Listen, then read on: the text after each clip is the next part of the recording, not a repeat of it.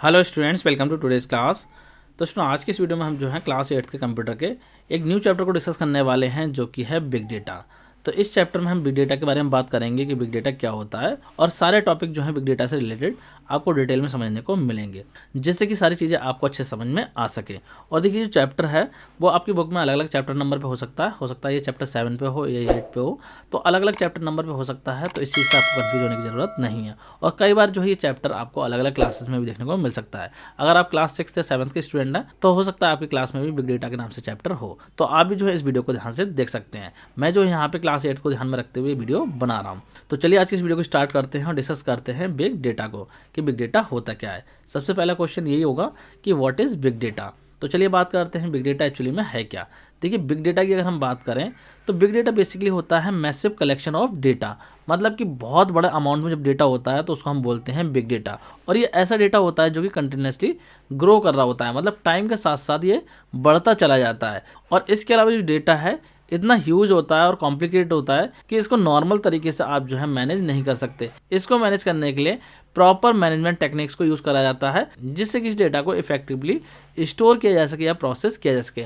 Normal तरीके से जो हम इसको प्रोसेस नहीं कर सकते, क्योंकि साइज में काफ़ी ज़्यादा बड़ा होता है। तो इस टाइप के ह्यूज अमाउंट ऑफ डेटा को मैनेज करने के लिए एक्सपर्ट एल्गोरिथम्स का यूज़ किया जाता है, जिनमें कि हाई एंड कंप्यूटिंग डिवाइसेस जो है यूज होती हैं, जो क्या करते हैं इसकी प्रोसेसिंग को कंप्लीट करते हैं। और इसकी जो प्रोसेसिंग होती है वो रियल टाइम में होती है। तो सिंपल टर्म में जो हम इसको इस तरीके से समझ सकते हैं कि बिग डेटा एक ऐसा डेटा है जो कि अमाउंट में जो है बहुत बड़ा होता है, और साथ ही साथ जो है ओवर द टाइम बढ़ता चला जाता है, जिसको मैनेज करना नॉर्मल तरीके से पॉसिबल नहीं हो पाता है। इसको मैनेज करने के लिए एक्सपर्ट तरीके के एल्गोरिथम्स की रिक्वायरमेंट होती है, जिनकी हेल्प से बिग डेटा को मैनेज किया जाता है। मुझे लग रहा है आप लोगों को इतनी चीज़ क्लियर होगी।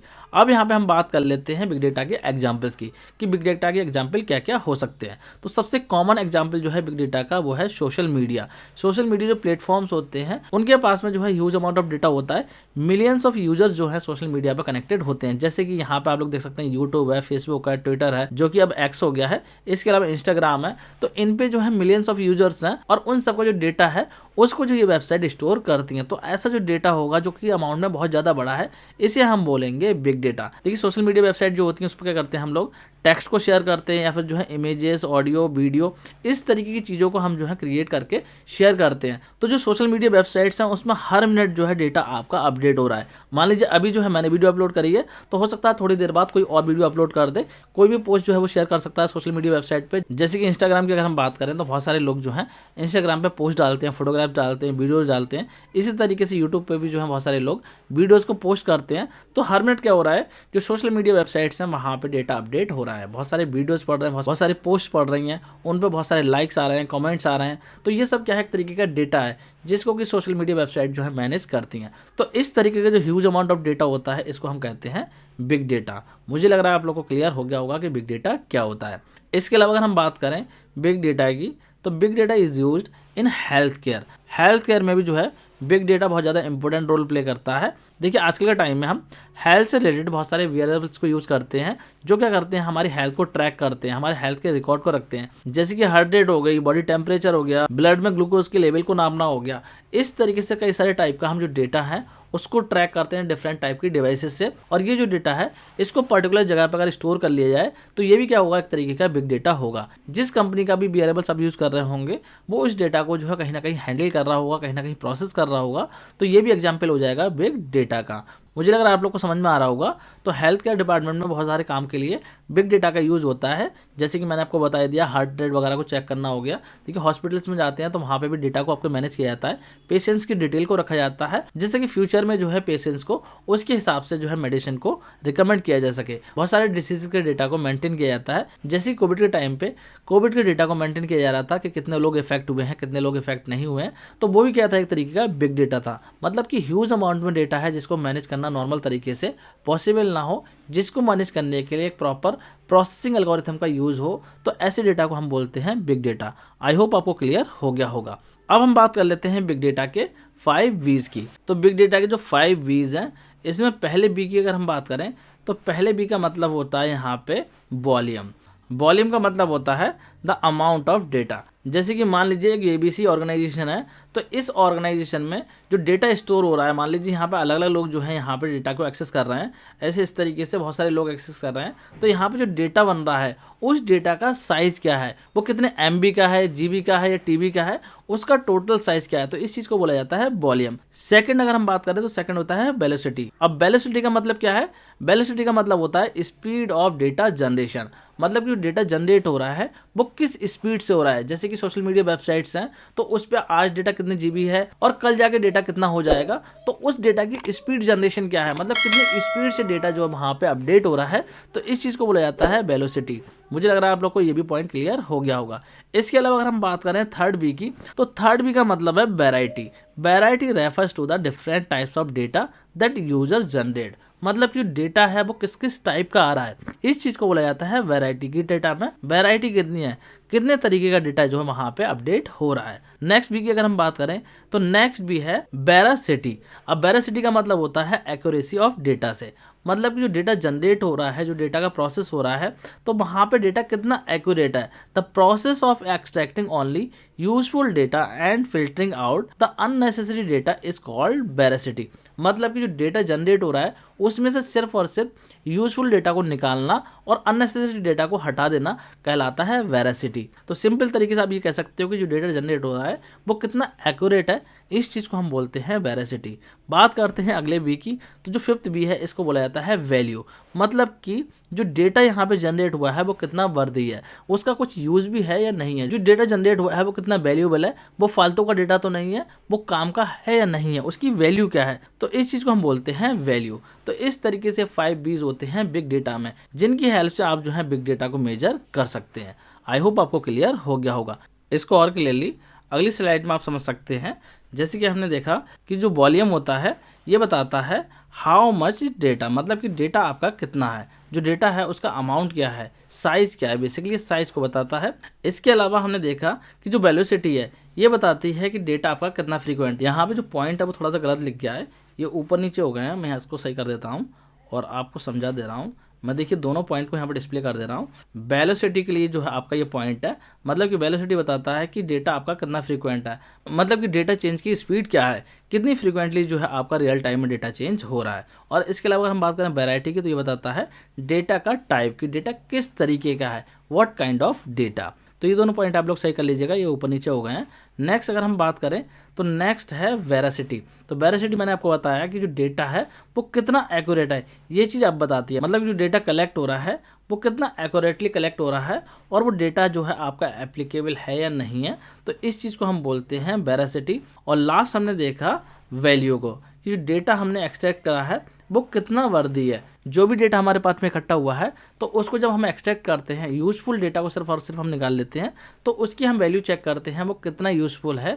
इस चीज़ को बोला जाता है वैल्यू, कि डेटा ऐसा तो नहीं कि गलत डेटा हमारे पास में कलेक्ट हो रहा है, जो यूजफुल डेटा है वो कलेक्ट ही ना हो रहा हो, तो इस चीज़ को हम बोलते हैं वैल्यू। तो इस तरीके से 5 B's होते हैं बिग डेटा में, जिनकी हेल्प से जो हम डेटा को मैनेज करते हैं। जैसे कि अगर हम बात करें फेसबुक की, तो फेसबुक पर जो है लाखों करोड़ों लोगों का डेटा रोजाना अपडेट होता है, तो वहाँ पे फेसबुक उसको किस तरीके से मैनेज करता हो, क्योंकि फेसबुक पे जो डेटा आ रहा है वो भी क्या है, एक तरीके का बिग डेटा है। तो इसको मैनेज करने के लिए फेसबुक क्या करता होगा, वो देखता होगा कि डेटा है उसका साइज क्या है, टोटल साइज जो है डेटा का क्या बन रहा है। इसके अलावा जो है वो वहाँ पे डेटा की वेलोसिटी देखता होगा कि डेटा कितने फ्रीक्वेंटली जो है वहाँ पे अपडेट हो रहा है, एक दिन में कितना डेटा जो है अपडेट हो जा रहा है और नेक्स्ट डे कितना डेटा अपडेट हो जा रहा है। तो इस चीज़ को मेजर करता होगा वेलोसिटी से, चेक करता होगा डेटा की वेलोसिटी को। साथ ही साथ वो जो है डेटा की वैरायटी को देखता होगा कि डेटा अपलोड हो रहा है वो किस किस तरीके के डेटा अपलोड हो रहा है, टेक्स्ट अपलोड हो रहे हैं या फिर जो है वीडियो अपलोड हो रहा है या फिर फोटोग्राफ अपलोड हो रहा है। तो यहाँ पे जो है डेटा का काइंड भी देखता होगा कि डेटा किस किस तरीके का अपलोड हो रहा है।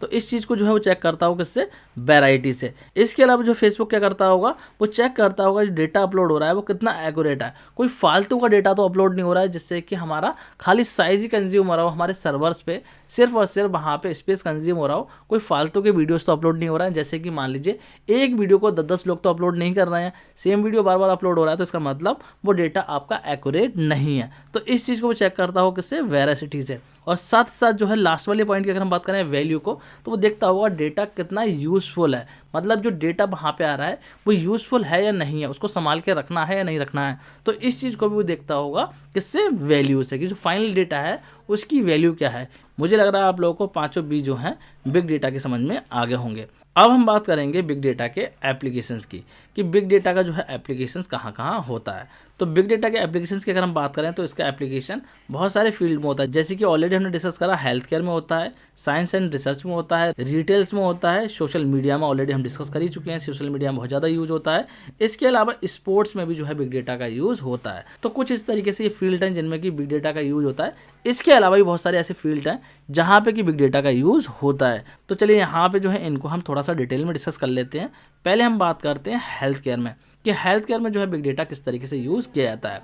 तो हेल्थ केयर में जो है पर्सनलाइज मेडिसिन प्रोवाइड की जाती हैं, मतलब कि यहाँ पे बिग डेटा टेक्निक जो है यूज़ की जाती है, जिससे कि बेस्ट मेडिसिन और बेस्ट ट्रीटमेंट को जो है पर्टिकुलर पेशेंट को जो है प्रोवाइड किया जा सके, उसके और दूसरे पेशेंट के प्रीवियस डेटा के हिसाब से। मतलब कि बहुत सारे लोगों को डिसीज़ होती हैं, तो एक पर्टिकुलर डिसीज़ का जो डेटा होगा उसको कलेक्ट करके रखा जाएगा, जिससे कि सेम डिसीज़ का अगर कोई और पर्सन आए तो उसको जो है किस तरीके से ट्रीटमेंट देना है, इस चीज़ की जो है प्रेडिक्शन वहाँ पे की जा सके, उसको जो है उस हिसाब से मेडिसिन सजेस्ट की जा सके। तो हेल्थ केयर में बिग डेटा क्या करता है, ये एनालाइज करता है कि सेम सिम्टम्स के साथ में कोई पर्टिकुलर पेशेंट ने जो है किस तरीके से रिस्पॉन्ड करा था, उसका ट्रीटमेंट किस तरीके से हुआ, और उसी के हिसाब से जो है एनालिसिस करके ये अगले पेशेंट को जो है रिकमेंड करता है ट्रीटमेंट को। मतलब कि बताता है कि इस पर्सन के लिए कौन सी मेडिसिन बेस्ट रहेगी, कौन सा ट्रीटमेंट बेस्ट रहेगा। तो इस तरीके से पर्सनलाइज मेडिसिन को प्रोवाइड करने के लिए जो है हेल्थ केयर डिपार्टमेंट में बिग डेटा का यूज़ किया जाता है। इसके अलावा हेल्थ केयर डिपार्टमेंट में बिग डेटा का यूज़ जो है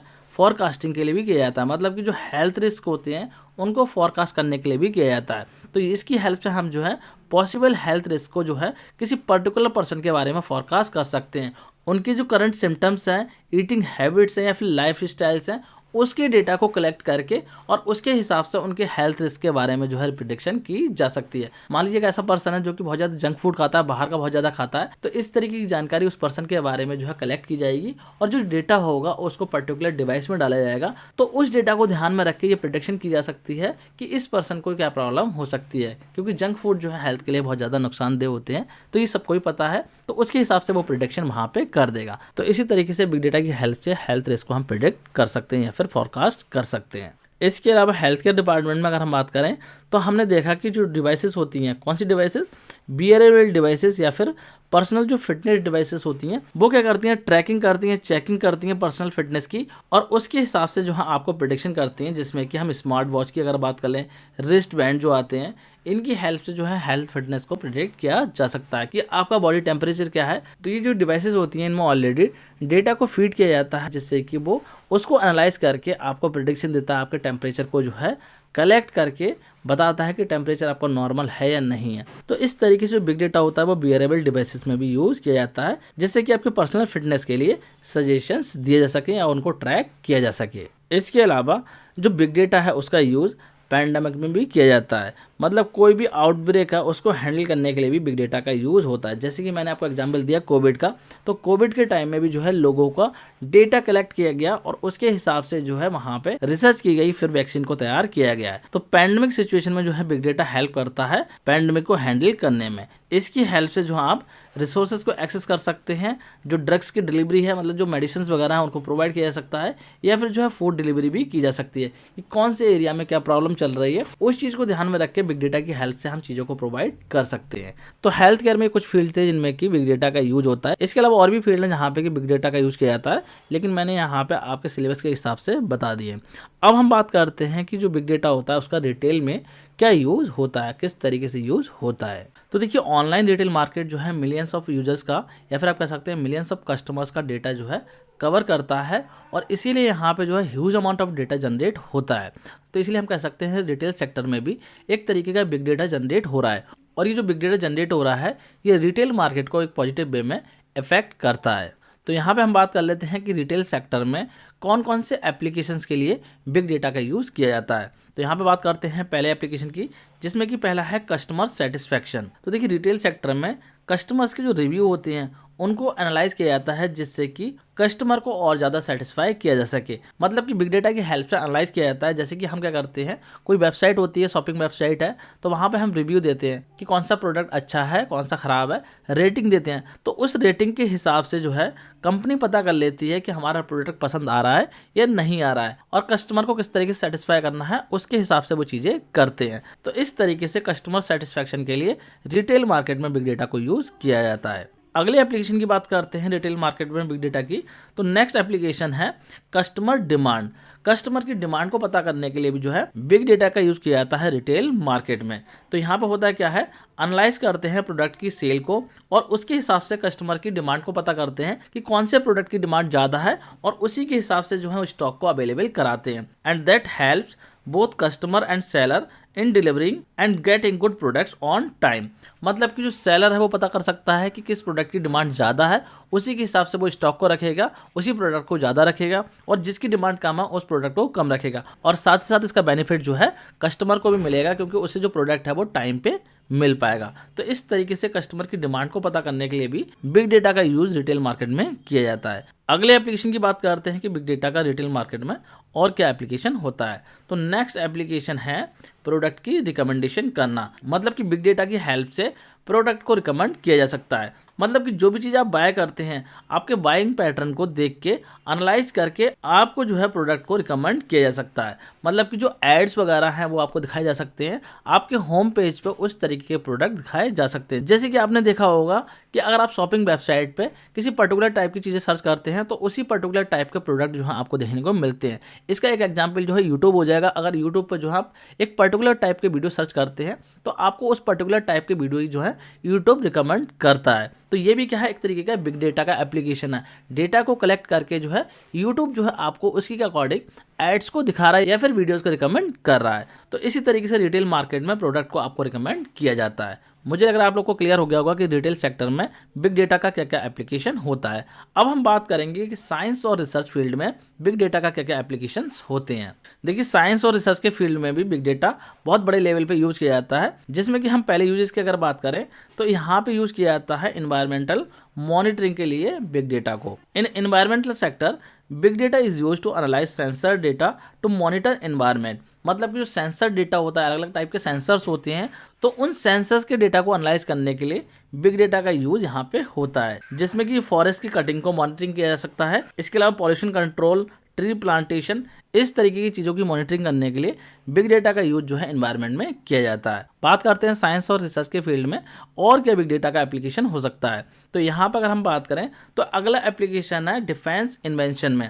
मतलब कि डिफेंस से रिलेटेड कोई भी इन्वेंशन करना है तो उसके लिए भी बिग डेटा का यूज होता है। डिफेंस सेक्टर में जो है historical data can be analyse to design innovative defence instrument and solutions. मतलब कि पास्ट के डेटा को एनालाइज करके उसके हिसाब से जो है आप वेपन्स वगैरह बना सकते हैं या फिर डिफेंस सिस्टम को डिजाइन कर सकते हैं कि किस किस तरीके की लड़ाइयाँ हुई हैं, उनमें किस किस तरीके के वेपन्स की रिक्वायरमेंट होती है, या फिर किस तरीके की लड़ाई में कौन सा डिफेंस सिस्टम काम में आया था, कौन सा फेल हो गया था। उस डेटा को एनालाइज करके एक न्यू इन्वेंशन वहाँ पे किया जा सकता है। तो आई होप आप लोग को ये भी क्लियर हो गया होगा। बात करते हैं अगले एप्लीकेशन की। तो नेक्स्ट एप्लीकेशन है बिग डेटा का स्मार्ट सिटीज़ में। तो देखिए, स्मार्ट सिटीज़ में बिग डेटा के बहुत सारे एप्लीकेशंस हो सकते हैं, जैसे कि ट्रैफिक का मैनेजमेंट करना हो गया, रिसोर्स का मैनेजमेंट करना हो गया, या फिर वेस्ट का मैनेजमेंट करना हो गया। इस तरीके की चीज़ों को मैनेज करने के लिए बिग डेटा का यूज़ किया जा सकता है। मतलब कि एक सिटी में डेटा को कलेक्ट किया जा सकता है कि कहाँ पे जो है ट्रैफिक ज़्यादा होता है या कहाँ पे जो है वेस्ट ज़्यादा कलेक्ट होता है, और उस डेटा के हिसाब से जो है चीज़ों को सिटी में मैनेज किया जा सकता है। या फिर जो है स्मार्ट सिटी के लिए अदर इन्वेंशंस को भी किया जा सकता है। मतलब कि पूरी सिटी के डेटा को एनालाइज करके उसकी रिक्वायरमेंट के हिसाब से चीज़ों को डेवलप किया जा सकता है, वहाँ पे चीज़ें इंप्लीमेंट की जा सकती हैं। तो इस तरीके से बिग डेटा का स्मार्ट सिटीज़ को डेवलप करने के लिए भी यूज़ किया जाता है। बात करते हैं अगले एप्लीकेशन की। तो साइंस एंड रिसर्च में बिग डेटा का यूज़ क्लाइमेट की स्टडी करने के लिए भी किया जाता है। मतलब कि जो क्लाइमेट है उसका ऑब्जर्वेशन किया जा सकता है और उस डेटा को स्टोर करके उसके हिसाब से जो है फॉरकास्ट की जा सकती है कि क्लाइमेट जो है आने वाले टाइम में कैसा रहेगा। जैसे कि हम लोगों को पता है कि आजकल के टाइम में क्लाइमेट बहुत ज़्यादा चेंज हो रहा है, तो डेटा को स्टोर करके उसको एनालाइज करके जो है फॉरकास्टिंग की जा सकती है। मतलब कि प्रेडिक्शन की जा सकती है कि आने वाले 5 साल में 10 साल में किस तरीके का क्लाइमेट रहने वाला है, या फिर किसी पर्टिकुलर एरिया के बारे में भी जो हम क्लाइमेट की प्रेडिक्शन कर सकते हैं। तो इस काम को करने के लिए भी जो है बिग डेटा का यूज़ किया जाता है। तो मुझे लग रहा है आप लोग को क्लियर हो गया होगा कि साइंस एंड रिसर्च में बिग डेटा का क्या एप्लीकेशन होता है, मतलब कि किस तरीके से बिग डेटा जो है साइंस एंड रिसर्च के फील्ड में भी रोल प्ले करता है। बात करते हैं हम अगले फील्ड की जिसमें कि बिग डेटा का यूज़ किया जाता है। तो नेक्स्ट फील्ड है स्पोर्ट्स। तो स्पोर्ट में भी जो है बिग डेटा एक बहुत ही मेजर रोल प्ले करता है। तो बात करते हैं किस किस तरीके से स्पोर्ट्स में बिग डेटा का एप्लीकेशन होता है। तो देखिए स्पोर्ट्स में सबसे पहले अगर हम बात करें तो ट्रेनिंग में जो है बिग डेटा का यूज़ किया जाता है, मतलब कि किसी पर्टिकुलर स्पोर्ट्स के हिस्टोरिकल डेटा को एनालाइज करके जो स्पोर्ट्समैन है उसको ट्रेनिंग जो है एक बेटर तरीके से दी जा सकती है। जैसे कि अगर हम बात करें क्रिकेट की, तो मान लीजिए कोई बॉलर है, जैसे कि पता करना है कि कोई बैट्समैन जो है किस तरीके से आउट होता है, तो वो जो उसके प्रीवियस वीडियोस को देख सकता है, उसको एनालाइज कर सकता है और फिर जो है उसके हिसाब से ट्रेनिंग कर सकता है कि भाई जो बॉल है वो कहाँ पे मुझे पिच करानी है, जैसे कि यहाँ पे जो बैटर होगा वो आउट हो सके। तो इस तरीके से ट्रेनिंग प्रोवाइड करने के लिए भी जो है बिग डेटा का यूज किया जाता है। जैसे कि मैच में आपने देखा होगा जो कोच होते हैं उनके पास में लैपटॉप्स वगैरह रहते हैं, तो बेसिकली उनके पास में ये डेटा रहता है, उसमें जो है वो देखते रहते हैं कि किस किस तरीके से जो है प्लेयर्स को ट्रेनिंग कराई जाए। मुझे लग रहा है आप लोग को क्लियर हो गया होगा। बात करते हैं अगले एप्लीकेशन की। तो स्पोर्ट में जो है बिग डेटा का एप्लीकेशन किया जाता है एक्सेसिंग स्पोर्ट्स पॉपुलैरिटी, मतलब कि किसी भी स्पोर्ट्स की पॉपुलैरिटी को पता करना है तो इस काम को करने के लिए भी जो है बिग डेटा का यूज होता है। मतलब कि जो व्यूअर्स होते हैं उनके फीडबैक और किस स्पोर्ट्स को जो है वो ज़्यादा एक्सेस कर रहे हैं उसके हिसाब से जो है प्रेडिक्शन की जा सकती है कि कौन सा जो गेम है वो ज़्यादा पॉपुलर है। जैसे कि यहाँ पे स्क्रीनशॉट में आप लोग देख सकते हैं, इस तरीके से जो हम वर्ल्ड वाइड किसी स्पोर्ट्स की पॉपुलैरिटी को चेक कर सकते हैं। तो व्यूअर्स का जो डेटा है उसको कलेक्ट करके हम एनालाइज कर सकते हैं कि कौन सा स्पोर्ट सबसे ज़्यादा देखा जा रहा है। तो इस काम को करने के लिए भी जो है बिग डेटा का यूज होता है। बेसिकली डेटा को कलेक्ट किया जाता है और उसके हिसाब से प्रेडिक्शन की जाती है। बात करते हैं अगले एप्लीकेशन की। तो नेक्स्ट एप्लीकेशन है स्पोर्ट्स में बिग डेटा का मॉडिफाइंग इंस्ट्रूमेंट, मतलब कि जो इंस्ट्रूमेंट्स होते हैं उनको मॉडिफाई करने के लिए भी बिग डेटा का यूज किया जाता है। तो देखिए जो स्पोर्ट्स इंस्ट्रूमेंट्स होते हैं उनमें जो है सेंसर्स लगे होते हैं जो कि जनरेट करते हैं ह्यूज अमाउंट ऑफ डेटा। तो यहाँ पे भी क्या होता है, रिक्वायरमेंट के अकॉर्डिंग जो है इंस्ट्रूमेंट्स को डिजाइन किया जाता है। जैसे कि हम बात करें क्रिकेट की, तो क्रिकेट में आप लोगों ने देखा होगा जब बॉलर बॉल फेंकता है और कई बार जो बैट्समैन होता है वो एलबीडब्ल्यू दिया जाता है, तो वहाँ पे जो है पता कैसे चलता है कि जो बैट्समैन है वो आउट था या नहीं था, जो बॉल थी वो स्टंप को हिट कर रही थी या नहीं कर रही थी। तो इस चीज़ को एनालाइज करने के लिए यहाँ पे सेंसर्स लगे होते हैं और वो सेंसर्स जो है यहाँ पे जो है डेटा भेजते हैं और उस डेटा के बेस पर एनालाइज किया जाता है कि जो बॉल है वो स्टंप्स को हिट करती या नहीं करती। उसके हिसाब से ही वहाँ पे प्रेडिक्शन की जाती है, मतलब कि डिसीजन जो है वहाँ पे दिया जाता है। तो कुछ इस तरीके से भी जो है बिग डेटा एक मेजर रोल प्ले करता है स्पोर्ट्स में। मुझे लग रहा है आप लोग को ये भी क्लियर हो गया होगा। अब बात करते हैं बिग डेटा के अगले फील्ड की जिसमें कि बिग डेटा का एप्लीकेशन बहुत ज़्यादा होता है। तो ऑलरेडी हम डिस्कस कर चुके हैं कि सोशल मीडिया में बिग डेटा बहुत ज़्यादा यूज़ होता है या फिर कह सकते हैं यूज़फुल होता है। तो हम बात करते हैं कि सोशल मीडिया में किस किस तरीके से बिग डेटा का एप्लीकेशन होता है। तो यहाँ पे सबसे पहला होता है फ्रेंड्स का सजेशन प्रोवाइड करने के लिए। देखिए सोशल मीडिया वेबसाइट्स पर होता क्या है, जो भी सोशल मीडिया प्लेटफॉर्म्स होते हैं वो आपको फ्रेंड्स का सजेशन देते हैं और किस बेस पे देते हैं, जो भी आपकी कॉन्टैक्ट लिस्ट होती है या फिर जो आपके फ्रेंड्स होते हैं वो किस एरिया से हैं, किस सर्किल के हैं, उसके हिसाब से उस डेटा को एनालाइज करके जो सोशल मीडिया वेबसाइट्स होती हैं वो आपको सजेशन प्रोवाइड करते हैं। और इसके अलावा दूसरी चीज़ों को भी जो है सोशल मीडिया वेबसाइट्स रिकमेंड आपको करती हैं। तो पहला एप्लीकेशन तो ये हो गया। बात करते हैं अगले एप्लीकेशन की।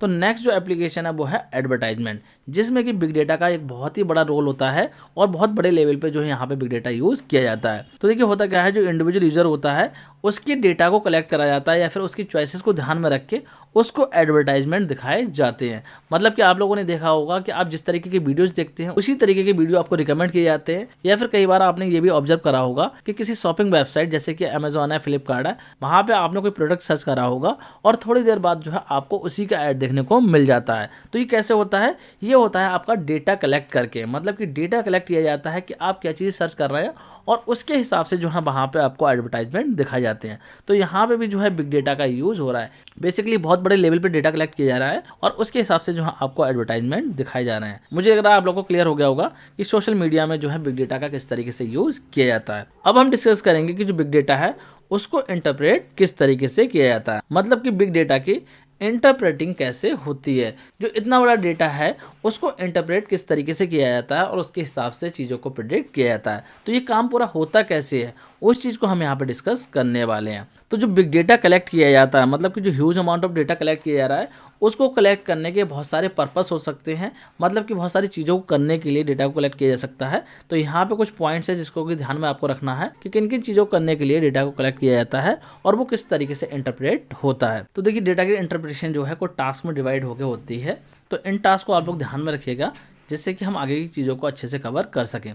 तो यहाँ पे देखिए, टास्क 1 में क्या होता है, टास्क 1 में जो है आइडेंटिफाई किया जाता है या फिर आप कह सकते हैं क्लासिफाई किया जाता है ऑब्जेक्ट को या फिर टास्क को। जो डेटा कलेक्ट हो रहा है उसमें ऑब्जेक्ट को आइडेंटिफाई किया जाएगा। और देखिए, जो डेटा है वो किसी भी टाइप का डेटा हो सकता है। तो यहाँ पे चाहे तो आप जो है ये बोल सकते हैं कि टास्क को आइडेंटिफाई करते हैं या फिर हम ऑब्जेक्ट को आइडेंटिफाई करते हैं, ये भी आप बोल सकते हैं। तो टास्क 1 में ये होता है। इसके बाद में अगर हम बात करें टास्क 2 की, तो यहाँ पे क्या होता है, फाइंड किया जाता है समथिंग ऑड, मतलब कि ऐसी क्या चीज़ है जो कि दूसरों से डिफरेंट है। जो डेटा कलेक्ट हो रहा है उसमें की अनकॉमन चीज़ क्या है जो कि कॉमन ना हो, ऐसी चीज़ को वहाँ पे देखा जाता है।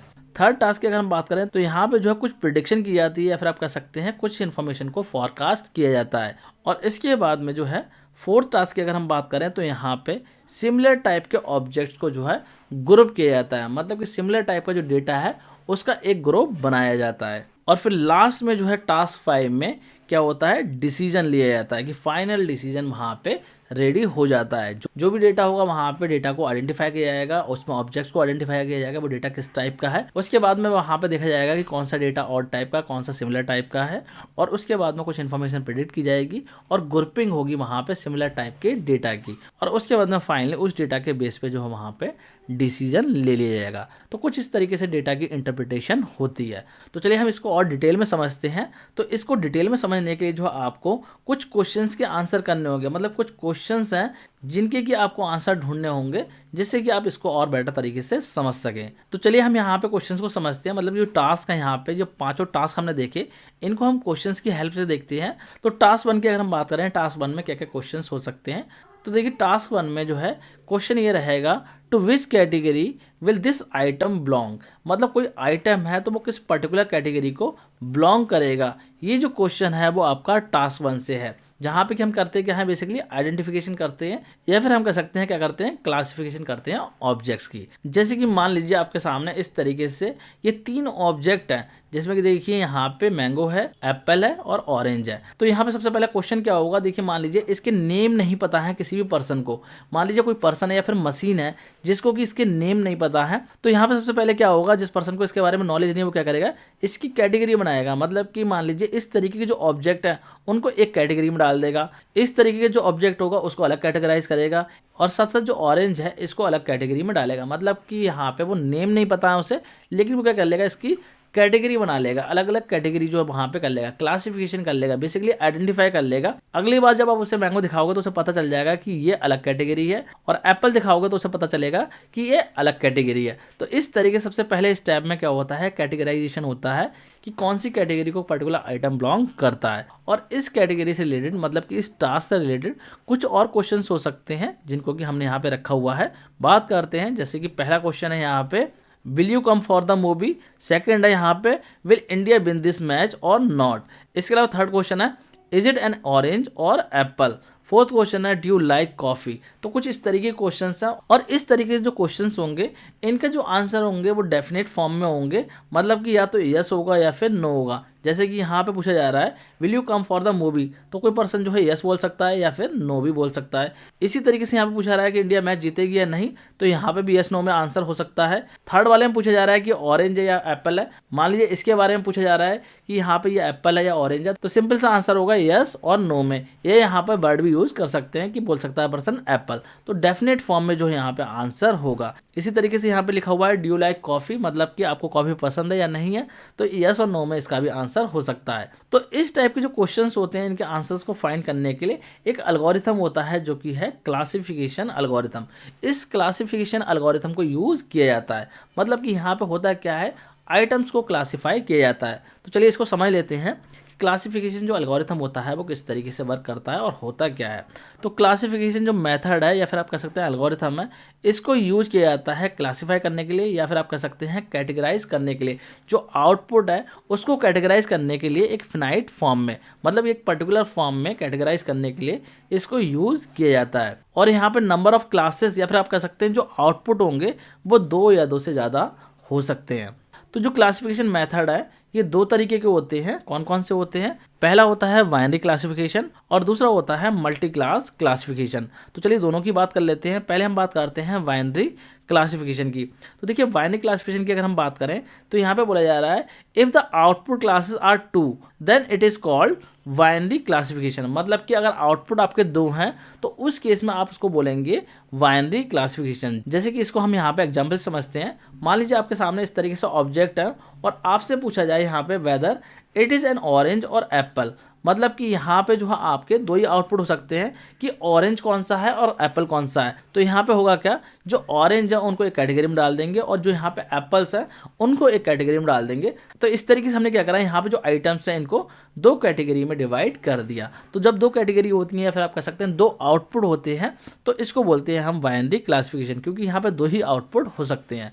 लेकिन अगर हम बात करें मल्टी क्लास क्लासिफिकेशन की तो इसमें जो आपके दो से ज़्यादा आउटपुट भी हो सकते हैं। तो जब भी आप क्लासिफिकेशन कर रहे हैं और वहाँ पे दो से ज़्यादा क्लासेस बन रही हैं या दो से ज़्यादा आउटपुट हो रहे हैं तो उसको बोलेंगे हम मल्टी क्लास क्लासिफिकेशन। जैसे कि यहाँ पे अभी हमारे पास में दो ही आइटम है, इनकी दो ही कैटेगरी बनेंगी। लेकिन सपोज कीजिए कि यहाँ पे थर्ड आइटम भी आ जाए, कुछ इस तरीके से आइटम हो, तो यहाँ पे जो आपकी दो से ज़्यादा कैटेगरी बन सकती हैं। अब देखिए यहाँ पे मैंगो भी आ गया है तो इसकी एक अलग कैटेगरी बनेगी। तो ऐसे केस में जब आपसे पूछा जाएगा कि ये एप्पल है, ऑरेंज है या फिर मैंगो है, तो यहाँ पे टोटल क्या होंगे, तीन क्लासिफिकेशन होंगे, तीन कैटेगरी बनेंगे। यहाँ पे मैंगो की भी जो है एक कैटेगरी बन जाएगी। तो इस तरीके के यहाँ पे जो क्लासिफिकेशन होगा इसको हम बोलेंगे मल्टी क्लास क्लासिफिकेशन। तो मुझे लग रहा है आप लोग को क्लियर हो गया होगा कि जो टास्क 1 है उसमें किस तरीके से आइटम्स को आइडेंटिफाई किया जाता है या फिर क्लासीफाई किया जाता है। अब हम बात कर लेते हैं टास्क 2 को, जिसमें कि कुछ और क्वेश्चन है।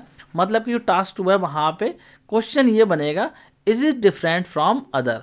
मतलब कि जो आपके पास आइटम है या फिर जो डेटा है, पर्टिकुलर टाइप का जो डेटा आ रहा है, वहाँ पे आप चेक करोगे कि जो आइटम है वो दूसरे से डिफरेंट है या नहीं है। तो इस कैटेगरी के अंदर हम बात करें सिमिलर टाइप के क्वेश्चंस की, तो यहाँ पे क्वेश्चंस क्या हो सकते हैं, जैसे कि यहाँ पे पहला क्वेश्चन है, इज द ट्रांजैक्शन नॉर्मल। मतलब कि जो ट्रांजैक्शन है वो नॉर्मल है। इज द सेलर जेन्यून और नॉट। मतलब कोई सेलर है वो जेन्यून है या नहीं है। Is this email spam. मतलब कोई ईमेल आया है तो उसके बारे में पूछा जा रहा है कि ये जो ईमेल है क्या वो स्पैम है। तो इस तरीके के जो क्वेश्चंस है वो यहाँ पे टास्क 2 में हो सकते हैं। तो यहाँ पे इस तरीके के क्वेश्चंस के आंसर को करने के लिए एनोमली डिटेक्शन एल्गोरिथम जो है यूज होता है। तो एनोमली को हम डिस्कस कर लेते हैं। पहले एनोमली एक्चुअली में होती क्या है। देखिए anomaly is something that is not normal और डिफरेंट फ्रॉम अदर ऑब्जेक्ट। मतलब कि कुछ ऐसा है जो कि डिफरेंट है, नॉर्मल नहीं है, तो उस चीज़ को हम बोलते हैं एनोमली। और एनोमलीज को जो है आउटलायर्स भी बोला जाता है। जैसे कि मान लीजिए स्कूल के अंदर एक स्टूडेंट्स का ग्रुप है, तो वहाँ पे सभी स्टूडेंट ने जो है स्कूल यूनिफॉर्म को पहना हुआ है, सिर्फ एक को छोड़ के। तो ऐसे केस में जो एक स्टूडेंट है जिसने यूनिफॉर्म को नहीं पहना है वो कहलाएगा एनोमली। जैसे कि आप लोग यहाँ पे देख सकते हैं कि स्टूडेंट हैं ग्रुप के अंदर, सभी ने यूनिफॉर्म पहन रखी है, सिर्फ मान लीजिए इस वाले स्टूडेंट ने जो है यूनिफॉर्म नहीं पहन रखी है, तो ये स्टूडेंट क्या कहलाएगा, एनोमली कहलाएगा। या फिर जो आप इसको इमेज को इस तरीके से समझ सकते हैं, देखिए बाकी सारे यहाँ पे ब्लैक है, सिर्फ ये वाला जो है रेड है, तो ये क्या कहलाएगी, एनोमली। जो कि बाकी ग्रुप से डिफरेंट है उसको हम बोलते हैं एनोमली। मुझे लग रहा है आप लोग को क्लियर हो गया होगा कि एनोमली क्या होती है। तो यहाँ पे बेसिकली टास्क 2 में जो सेकंड क्वेश्चन है, यहाँ पे ये चीज़ चेक की जाती है कि डेटा कलेक्ट हो रहा है, वहाँ पे जो ऑब्जेक्ट्स हैं उनमें कौन सा ऐसा ऑब्जेक्ट है जो कि दूसरों से डिफरेंट है, जो कि सेम ग्रुप का नहीं है। इस चीज़ को चेक किया जाता है। मुझे लग रहा है आप लोग को क्लियर हो गया होगा। अब हम बात करते हैं टास्क 3 की, जहाँ पे कि एक और क्वेश्चन है जिसको कि हम डिस्कस कर लेते हैं। तो टास्क 3 में यहाँ पे क्वेश्चन बनेगा, what would be the value of the output variable. मतलब कि जो यहाँ पे आउटपुट आ रहा है उसकी वैल्यू क्या होगी। इस चीज़ को जो है यहाँ पे टास्क 3 में देखा जाता है। और इस कैटेगरी के अंदर सिमिलर टाइप के जो क्वेश्चन हैं वो क्या क्या हो सकते हैं। देखिए यहाँ पे पहला क्वेश्चन है, what would be the score of Indian team in a cricket match. मतलब कि क्रिकेट का मैच चल रहा है तो उसमें स्कोर क्या होगा, ये क्वेश्चन यहाँ पे पूछा जा रहा है। तो ये क्वेश्चन भी जो है इस कैटेगरी में बिलोंग करेगा। बात करते हैं सेकंड क्वेश्चन की। तो सेकंड क्वेश्चन में पूछा जा रहा है, what would be the temperature today at 5 PM। मतलब कि 5 बजे टेम्परेचर क्या होगा, ये यहाँ पे पूछा जा रहा है। थर्ड वाले क्वेश्चन की बात करते हैं। थर्ड वाले क्वेश्चन में पूछा जा रहा है, what would be the gold price in new Delhi next month. मतलब कि अगले महीने जो है दिल्ली में गोल्ड का प्राइस क्या होगा। तो ये क्वेश्चन भी जो है सिमिलर कैटेगरी का है। बात करते हैं अगले क्वेश्चन की। तो नेक्स्ट क्वेश्चन में पूछा जा रहा है, how much rain will fall on next Friday, मतलब कि अगले फ्राइडे कितनी रेन होगी, इस चीज को यहाँ पे इस क्वेश्चन में पूछा जा रहा है, जो कि अगेन इस कैटेगरी का ही क्वेश्चन है। तो इस कैटेगरी के जो क्वेश्चंस हैं इनका आंसर जो है एक पर्टिकुलर नंबर में होगा, मतलब कि जितने भी क्वेश्चन हमने यहाँ पे डिस्कस करे इनका आंसर एक पर्टिकुलर नंबर होगा, और ये जो है कंटिन्यूस वैल्यू हो सकती है। और इसके अलावा यहाँ पे जो नंबर होगा वो एक फिक्स नंबर नहीं हो सकता, मतलब कि यहाँ पे जो वैल्यू होगी वो ऊपर नीचे भी हो सकती है, जैसे कि टेम्परेचर जो है ऊपर नीचे हो सकता है, क्रिकेट मैच का स्कोर भी जो है ऊपर नीचे हो सकता है, इसी तरीके से यहाँ पे गोल्ड का जो प्राइस है वो भी ऊपर नीचे हो सकता है, और रेन भी जो है एग्जैक्टली आप पता नहीं कर सकते, कम भी हो सकती है या फिर ज़्यादा भी हो सकती है। तो इस तरीके के जो क्वेश्चंस होते हैं इनके आंसर्स को फाइंड करने के लिए रिगर्सन एल्गोरिथम होता है जिसका कि यूज किया जाता है। तो चलिए बात करते हैं कि रिगर्सन एल्गोरिथम क्या होता है, इसको हम डिस्कस कर लेते हैं। तो देखिए रिगर्सन जो एल्गोरिथम है ये यूज़ करता है मैथमेटिकल फार्मूलाज को to find relationship between different features of data set, मतलब किसी डेटा सेट के डिफरेंट फीचर्स के बीच में रिलेशनशिप को फाइंड करने के लिए जो रिग्रेशन मेथड है ये मैथमेटिकल फार्मूला को यूज़ करता है, और इसकी हेल्प से आप पता लगा सकते हैं कि किसी आउटपुट में या फिर टारगेट में क्या चेंज आ रहा है अगर हम उसके इनपुट में चेंज करते हैं। एंड यहाँ पे जो है मल्टीपल वेरिएबल्स भी हो सकते हैं, तो इसकी हेल्प से जो हम प्रिडिक्ट कर सकते हैं कंटिन्यूस वैल्यू को, जैसे कि टेम्परेचर को प्रिडिक्ट करना हो गया, सैलरी को प्रिडिक्ट करना हो गया, हाउस के प्राइस की प्रिडिक्शन करनी हो गई, ह्यूमिडिटी की प्रिडिक्शन करनी हो गई, प्राइस, वेट, इस तरीके की चीज़ों को प्रिडिक्ट करने के लिए रिग्रेशन मेथड को यूज़ किया जा सकता है। जैसे कि मान लीजिए आपको किसी हाउस के प्राइस को जो है प्रिडिक्ट करना है उसके प्लॉट के साइज़ के बेसिस पे, कि कितना प्लॉट का साइज़ है उसके हिसाब से जो है उसका प्राइस रहेगा। तो यहाँ पे जो प्लॉट का साइज़ होगा वो क्या हो जाएगा, एक तरीके का इनपुट वेरिएबल होगा, और जैसे जैसे प्लॉट के साइज में जो है चेंजेस आएंगे उसी तरीके से जो आपको हाउस के प्राइस में भी जो है चेंजेस देखने को मिलेंगे। तो रिग्रेशन एल्गोरिथम की हेल्प से आप जो है चीज़ चेक कर सकते हैं कि प्लॉट के साइज में अगर हम चेंज करते हैं तो हाउस के रेट में कितना चेंज आ रहा है। इस चीज़ को आप इजीली प्रिडिक्ट कर सकते हैं रिग्रेशन मेथड की हेल्प से। जैसा कि आप लोगों को नॉर्मली पता होगा जितना बड़ा साइज होगा प्लॉट का उतना ही ज़्यादा जो है उसका प्राइस होगा। तो यहाँ पे मुझे लग रहा है आप लोग को रिग्रेशन मेथड समझ में आ गया होगा। अब हम बात करते हैं डेटा इंटरप्रिटेशन में अगले टास्क की। तो नेक्स्ट टास्क क्या होता है, यहाँ पे जो है बेसिकली क्वेश्चन नंबर 4 रहेगा, जिसमें कि हम क्या करते हैं, ग्रुप करते हैं ऑब्जेक्ट को। How can you group data having similar feature. मान लीजिए आपके सामने जो है इस तरीके के प्लांट्स दे दी जाए, कुछ इस तरीके से जो है बहुत सारे प्लांट्स हो, उनको एक जगह पे रख दिया जाए, और आपको जो उन प्लांट्स के बारे में बिल्कुल भी नहीं पता है कि कौन सा प्लांट क्या है, और आपको बोला जाए कि इनके जो है आपको ग्रुप बनाने हैं। तो आप वहाँ पे ग्रुप किस तरीके से बनाएंगे, तो ग्रुप बनाने के लिए आप क्या कर सकते हैं, आप जो कुछ फीचर्स को ध्यान में रखेंगे, जैसे कि प्लांट्स की हाइट हो गई, हो सकता है जो है आप सेम हाइट के जो प्लांट्स हैं उनको एक जगह पर रख दें, या फिर जो है लीफ के साइज के बेसिस पे उनको अलग कर दें, या फिर लीफ के कलर के बेसिस पे उनको अलग करें, मतलब कि ग्रुपिंग करें उनकी। या फिर हो सकता है वहाँ पे आप चेक करें कि कौन सा प्लांट जो है जहाँ पे कि सेम टाइप के फ्लावर आते हैं उसको ध्यान में रख सकते हैं, या फिर कौन सा प्लांट जो है वो फ्रूट देता है, कौन सा नहीं देता है। ये सारी चीज़ों को एनालाइज करके जो आप उनके ग्रुप बना सकते हैं, और उसके बाद में आप पेरेंट्स की हेल्प से क्या कर सकते हैं, वहाँ पे जो प्लांट्स हैं उनकी स्पीसीज को जो है जान सकते हैं, मतलब कि उनके नेम वगैरह जो है वो पता कर सकते हैं। तो कुछ इस तरीके से जो आप ग्रुपिंग करेंगे। तो इस टास्क में सिमिलर क्वेश्चंस क्या क्या हो सकते हैं उनको डिस्कस कर लेते हैं, मतलब कि इस कैटेगरी में और कौन कौन से क्वेश्चंस हो सकते हैं। तो यहाँ पे पहला क्वेश्चन हो सकता है, to which group this red ball belongs to. मतलब कि यहाँ पे इस तरीके से मान लीजिए आपके पास में बॉल है, तो यहाँ पे जो रेड बॉल है उनको आपको पता करना है कि कौन सी कैटेगरी को बिलोंग करती हैं। जैसे कि क्रिकेट की अगर हम बात करें तो आप लोग को पता होगा जो रेड बॉल होती है वो टेस्ट क्रिकेट में यूज होती है। तो इस तरीके से आप क्या कर सकते हैं, उनकी ग्रुपिंग कर सकते हैं। इसके अलावा इस कैटेगरी में नेक्स्ट क्वेश्चन क्या हो सकता है, which area of the city should you target for the better sale. मतलब कि किसी पर्टिकुलर सिटी में आपको पता करना है कि कौन से एरिया में जो है सेल बेटर होगी, कोई प्रोडक्ट आपका उस प्रोडक्ट की सेल किसी एरिया में बेटर होगी। तो ये क्वेश्चन भी जो है आपका सेम कैटेगरी में आ जाएगा, मतलब कि यहाँ पे भी जो आप एक तरीके की ग्रुपिंग कर रहे हो। नेक्स्ट क्वेश्चन की बात करें इस कैटेगरी के अंदर, तो यहाँ पे हो सकता है, at which location should you buy a house. मतलब कि कौन से प्लेस पे जो आपको घर को खरीदना चाहिए। मान लीजिए एक सिटी में जो है आपको घर खरीदना है, तो आप वहाँ पे चेक कर सकते हैं कि कौन से एरिया में सबसे बेस्ट आपका हाउस रहेगा। तो ये क्वेश्चन भी जो है इसी कैटेगरी के अंदर आ जाएगा। तो बेसिकली डेटा इंटरप्रिटेशन में जो 4 टास्क है वहाँ पे हम ग्रुपिंग करते हैं ऑब्जेक्ट की, मतलब कि सिमिलर फीचर्स वाले जो ऑब्जेक्ट होते हैं उनकी ग्रुपिंग करते हैं। तो यहाँ पे हम बात कर लेते हैं कि इस कैटेगरी के अंदर जो क्वेश्चन हैं इनको हम किस तरीके से सॉल्व कर सकते हैं, इनका आंसर हम किस तरीके से फाइंड आउट कर सकते हैं। तो इस टाइप के क्वेश्चंस के आंसर फाइंड करने के लिए क्लस्टरिंग एल्गोरिथम जो है यूज होता है। और क्लस्टरिंग का मतलब बेसिकली होता है ग्रुपिंग करना। यहाँ पे क्या करा जाता है, सिमिलर टाइप के ऑब्जेक्ट्स को ग्रुप किया जाता है उनके फीचर के बेस पे। मतलब कि सिमिलर टाइप के ऑब्जेक्ट होते हैं उनका एक ग्रुप बना दिया जाता है। जैसे कि मान लीजिए यहाँ पे इस तरीके से कुछ फ्रूट्स दे रखे हैं, तो यहाँ पे आप लोग देख सकते हैं 3 कैटेगरी में जो है इन फ्रूट्स को डिवाइड कर दिया गया है। उनके फीचर्स की बेस पे या उनके कलर के बेस पे जो है यहाँ पे डिवीजन कर दिया गया है। तो इसको बोला जाता है क्लस्टरिंग एल्गोरिथम। मुझे लग रहा है आप लोग को क्लियर हो गया होगा। अब हम बात करते हैं डेटा इंटरप्रिटेशन में टास्क 5 की कि अगला स्टेप क्या होगा। तो यहाँ पे क्वेश्चन बनेगा what would be the next step. मतलब कि अब हमें क्या करना है। देखिए डेटा इंटरप्रिटेशन में क्या करा हमने, पहले स्टेप में क्लासिफिकेशन करा, मतलब कि कौन सी कैटेगरी को जो है आइटम बिलोंग करता है। फिर हमने जो है वहाँ पे एनोमली को चेक करा कि कौन सा आइटम जो है वहाँ पे डिफरेंट है।